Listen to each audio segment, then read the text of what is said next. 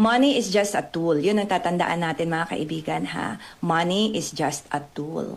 Kapag andyan siya, thank you, thank you. Pag pinalabas mo siya dahil may binayaran ka, thank you. Because that money served you. Kaya yung mga iba na pag nagbabayad ng loan, naku, babayaran na naman ng loan.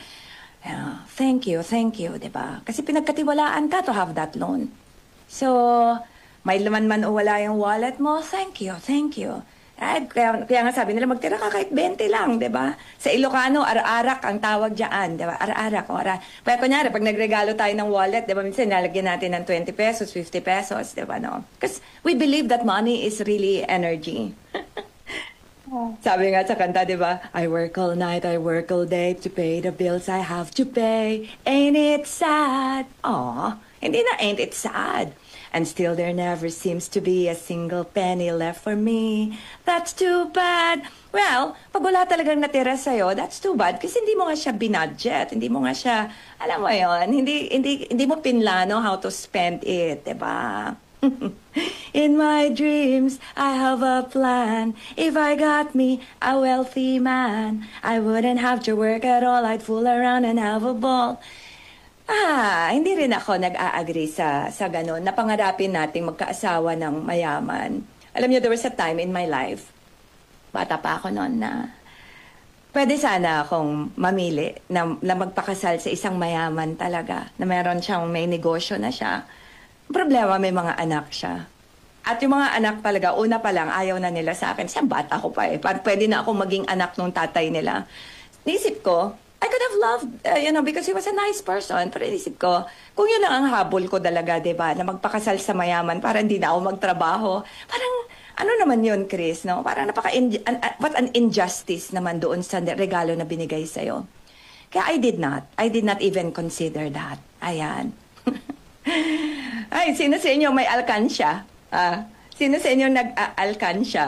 Oh, diba? Parang ang sarap na pakiramdam pag nakikita mo habang tumataas siya, no? So, thank you. Yan. Say arigato.